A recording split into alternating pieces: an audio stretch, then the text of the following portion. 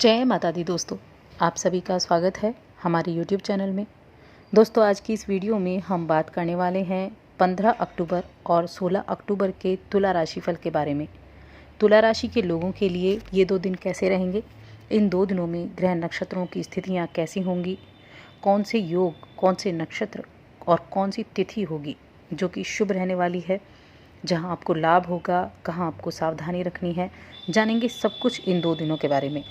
तो आगे बढ़ने से पहले आपसे निवेदन है, अगर आप हमारे चैनल पर पहली बार आए हैं तो चैनल को सब्सक्राइब कर लें और जुड़ जाएं हमारे चैनल के साथ। चलिए पहले हम इन 2 दिनों की तिथि, नक्षत्र, योग के बारे में जानते हैं। 15 अक्टूबर कृष्ण पक्ष की त्रयोदशी तिथि है, जो भगवान शिव का प्रिय दिन होता है। उत्तर फाल्गुनी नक्षत्र रहेगा, ब्रह्म नाम का योग बनेगा सुबह 10:21 तक। उसके बाद इंद्र नाम का योग बनेगा।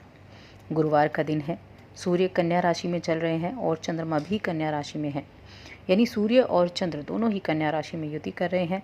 इस दिन का अभिजीत मुहूर्त सुबह 11:44 से दोपहर 12:30 तक है। 16 अक्टूबर कृष्ण पक्ष की अमावस्या तिथि है, जो कि अधिक मास की अंतिम तिथि अमावस्या तिथि है।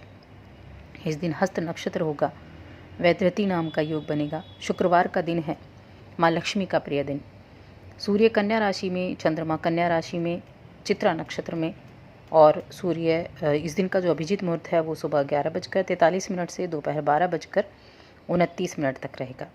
तो ये है ग्रह नक्षत्रों की स्थिति। 16 अक्टूबर का जो दिन है ये अधिक मास का अंतिम दिन है, जो कि अमावस्या का है। इस दिन बहुत अच्छे संयोग बन रहे हैं। वैसे भी अमावस्या तिथि जो होती है बहुत ही सिद्ध दिन माना जाता है, लेकिन इस दिन कुछ खास संयोगों में और अधिक मास की अमावस्या के कारण इस दिन का महत्व बढ़ गया है। तो इस दिन आपको क्या कार्य करने चाहिए, किस तरह से आप इस दिन का लाभ उठा सकते हैं, ये भी हम जानेंगे वीडियो के अंत में। सबसे पहले हम बात करेंगे कि ये 2 दिन आपकी दिनचर्या किस प्रकार से बीतने वाली है, किस किस क्षेत्र में आपके लिए अच्छा समय रहेगा। चंद्रमा की स्थिति कन्या राशि में है, यानी आपके 12वें भाव में है। 12वां भाव जो होता है, द्वादश भाव जो होता है, ये व्यय का भाव होता है, विदेश का भाव होता है, आपकी भावनाओं का भाव होता है। तो यहाँ चंद्रमा सूर्य के साथ युति कर रहे हैं। सूर्य के साथ चंद्रमा का बैठना कुछ चीज़ों में आपके लिए बहुत अच्छे लाभ देने वाला रहेगा, लेकिन कुछ चीज़ों में आपको सावधानियां भी रखनी होंगी। इस दौरान आपको एक तो थोड़ा सा संभल कर चलने की आवश्यकता होगी। इस दौरान कुछ ऐसे लोगों से आप ना मिलें, ना उसके संपर्क में आएँ जो आपकी भावनाओं को नहीं समझते हैं, जो आपका सिर्फ फ़ायदा उठाने की कोशिश करते हैं। ऐसे लोगों से जितनी दूरी बनाकर रखेंगे उतना लाभदायक आपके लिए होगा। तो इन चीज़ों का थोड़ा सा ध्यान रखें। बाकी कुछ खास आपके जीवन में इन दिनों में होने वाला है, कोई खास ऐसा कार्य आप कर सकते हैं। तुला राशि के जो जातक होते हैं ये कुछ कला से प्रेरित होते हैं, और अगर ये इस क्षेत्र में जाते हैं तो काफ़ी अच्छे रिजल्ट्स इनको मिलते हैं। तो ये जो समय होगा ये ऐसा ही समय होगा कि शायद आप अपनी जो कला है उसका प्रयोग करेंगे और आसपास के लोगों में अपनी साख कायम कर पाएंगे। इस दौरान आप कुछ लोगों के बीच में आप बिचौलिए के रूप में काम कर सकते हैं, सुलह कराने के लिए, जहां आपके विचारों की तारीफ होगी, क्योंकि आप किसी की तरफदारी ना करते हुए सच का साथ देंगे और उससे आपके सहकर्मी, आपके आसपास के लोग आपसे काफ़ी प्रभावित होंगे।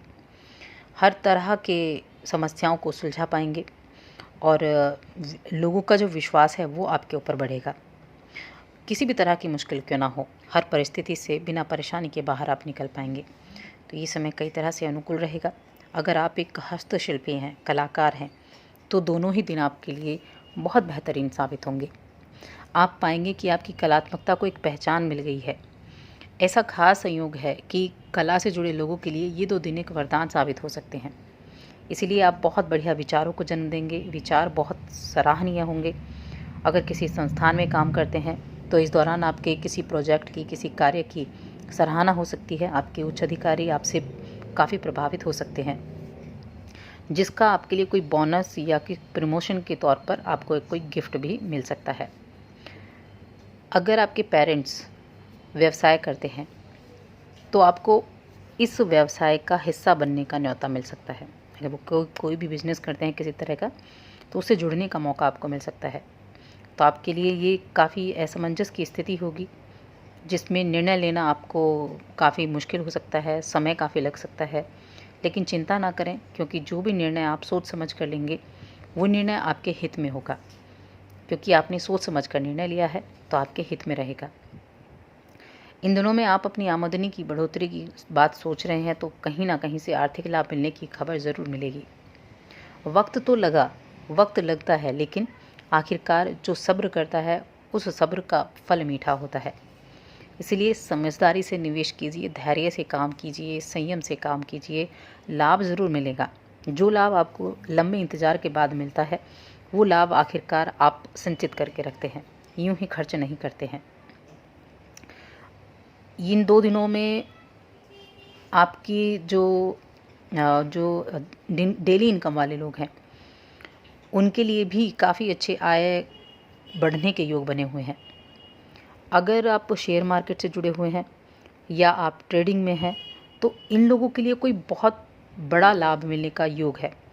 अगर आप इन चीज़ों में एक्सपर्ट हैं और आप इनमें पैसा लगाते हैं, इनमें काम आप करते हैं, तो बड़ी होशियारी से आप जो कार्य कर रहे हैं, बड़ी होशियारी से आप कोई बड़ा लाभ कमा सकते हैं। लेकिन जोखिम ना उठाएं, नया जोखिम उठाने के बारे में ना सोचें। लाभ की संभावनाएं हैं, लेकिन अगर आप जल्दबाजी में कुछ करते हैं तो हानि से भी, नुकसान से भी इनकार नहीं किया जा सकता है, क्योंकि ये जो चीज़ें होती हैं, शेयर मार्केट हुआ, ट्रेडिंग हुई, ये ऐसी ही चीज़ें होती हैं। इसलिए होशियारी से काम करेंगे तो बड़े लाभ का कुछ खास उम्मीदें आप लगा सकते हैं। इन दिनों में हो सकता है खुशियों से घर भर जाए, तो थोड़ा सा सावधानीपूर्वक आपको काम करना है। इस दौरान प्रेम जीवन, पारिवारिक जीवन, दाम्पत्य जीवन की बात करें तो किसी नए व्यक्ति से मुलाकात हो सकती है। आपकी ओर निहारता हुआ कोई नया व्यक्ति मिल सकता है, तो अपने काम से हटने की ज़रूरत नहीं है। अगर दिलचस्पी है तो महसूस कर रहे हैं तो आप बात कर सकते हैं। प्रेम जीवन के लिए समय अनुकूल रहेगा। भविष्य के लिए कोई साथी आपके लिए सहायक सिद्ध होगा। जीवन साथी के साथ समय अनुकूल रहेगा, रिश्ते अच्छे होंगे। अपनी इच्छाओं और सपनों को आप एक दूसरे के साथ शेयर करेंगे और भविष्य की कुछ बातों पर भी चर्चा आप कर सकते हैं। स्वास्थ्य की दृष्टि से देखा जाए तो इन 2 दिनों में जीवन शैली में कुछ असुरक्षित खाने से कुछ पेट संबंधी परेशानियां हो सकती हैं। खान पान को बेहतर करना होगा। आप खान पान पौष्टिक रखेंगे तो आपकी तबीयत भी ठीक रहेगी, तो ऐसे में व्यायाम और खान पान पर विशेष ध्यान रखें। अब इस 2 दिनों के बारे में 16 अक्टूबर के बारे में बात कर लेते हैं। ये वो अमावस्या है, शुक्रवार और अमावस्या का योग सबसे पहले दिन है। महालक्ष्मी की पूजा इस दिन आपके लिए लाभ देगी। और ये जो मास था, अधिक मास, ये पुरुषोत्तम मास था। भगवान विष्णु ने ही इनको ये नाम दिया था। तो ऐसे में इस मास पर आपको श्री हरि का अभिषेक करना चाहिए, शिवलिंग पर जल चढ़ाना चाहिए, ओम नमः शिवाय का मंत्र का जप करना चाहिए। इस दिन आप भगवान विष्णु के साथ माँ लक्ष्मी की उपासना करेंगे तो माँ लक्ष्मी की कृपा आप पर बरसती रहेगी। ये जो दिन होता है ये सूर्य और चंद्र एक ही राशि में होते हैं और अभी कन्या राशि में है। और इस तिथि के, अमावस्या तिथि के स्वामी पितृदेव माने गए हैं, इसलिए पितरों का तर्पण भी इस दिन किया जाता है। दान पुण्य भी किया जाता है, तो आप इस दिन दान पुण्य जरूर करें। ज़रूरतमंद लोगों को अनाज का दान, वस्त्र का दान, धन का दान, किसी भी तरह का दान आप कर सकते हैं जो आपके जीवन में खुशियाँ लेकर आएगा। तो दोस्तों, और अधिक ऐसी जानकारियों के लिए चैनल को सब्सक्राइब कर लें और हमारी इस वीडियो को ज़्यादा से ज़्यादा लाइक करें, शेयर करें। धन्यवाद।